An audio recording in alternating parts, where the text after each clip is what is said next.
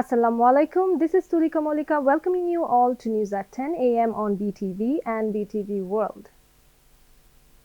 Prime Minister Sheikh Hasina assured of sending the Bangladeshi workers to Malaysia, maintaining all necessary protocols including COVID-19 vaccination and other formalities. The Prime Minister gave the assurance when visiting Malaysian Minister of Human Resources Datuk Sri M. Saravanan paid a courtesy call on her at Ganobhavan yesterday. A press release of the Prime Minister's press wing said Sheikh Hasina welcomed the visiting Malaysian minister to Bangladesh during the year of the Golden Jubilee of diplomatic ties between the two countries. The Prime Minister expressed deep satisfaction in holding the first meeting of the joint working group, hoping that both sides would be able to devise ways to ensure safe, regular, inexpensive and orderly employment of Bangladeshi workers in Malaysia.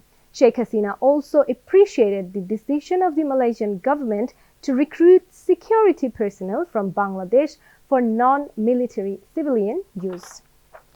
During the meeting, the Malaysian minister briefed the Prime Minister about his meeting with Bangladesh authorities.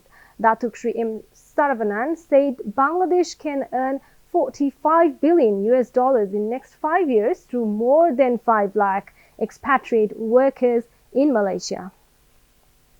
Countrymen are eagerly waiting for the inauguration of the much-awaited Podda Bridge. People of the two banks of Podda have started the celebration ahead of the opening of the Dream Bridge as their sufferings will be removed forever due to the bridge. Currently, the finishing works of Podda Bridge are underway.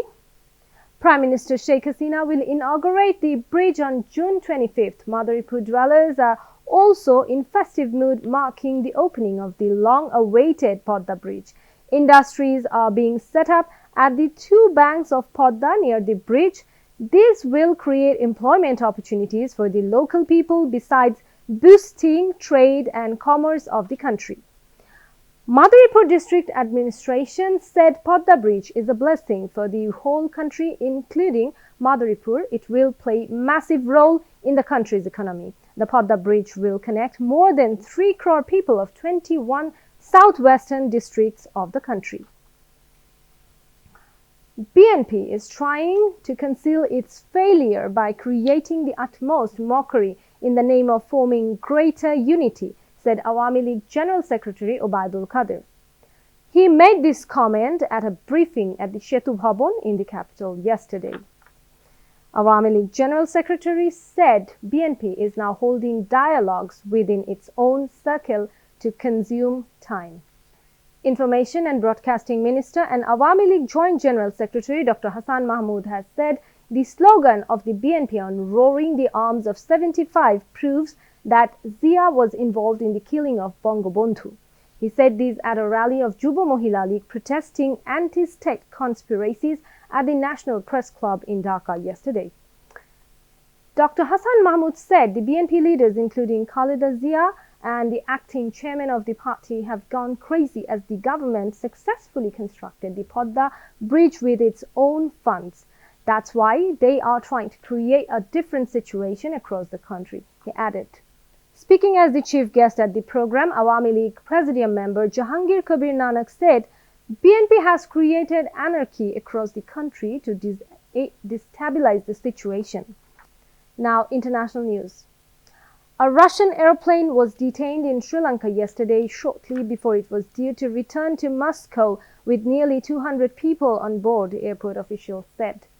The Aeroflot Airbus A330, which had arrived from the Moscow earlier in the day, was not allowed to return following an order from Colombo Commercial Court, said an official for Bandar Naik International Airport.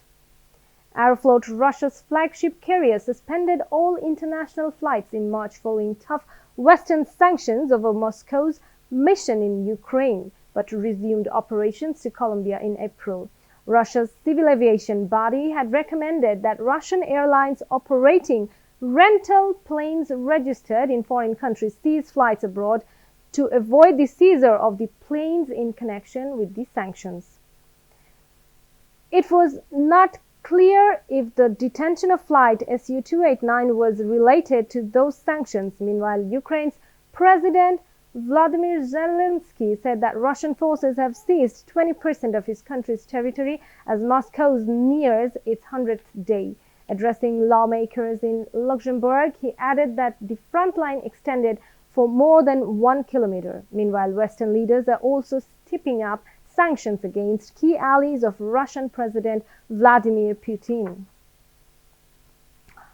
4 days of celebrations marking the Queen's 70-year reign began yesterday. The 96-year-old Queen took part in a beacon lighting event yesterday, touching a symbolic globe to start the ceremony. Celebration will conclude on Sunday with street parties and pageant through the British capital.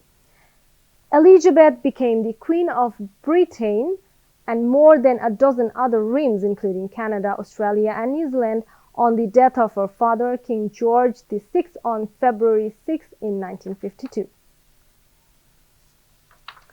That's all from the newsroom for the moment. Thank you for staying with us, and we request you to follow health guidelines. Wear mask and stay safe from corona. Khuda Hafiz.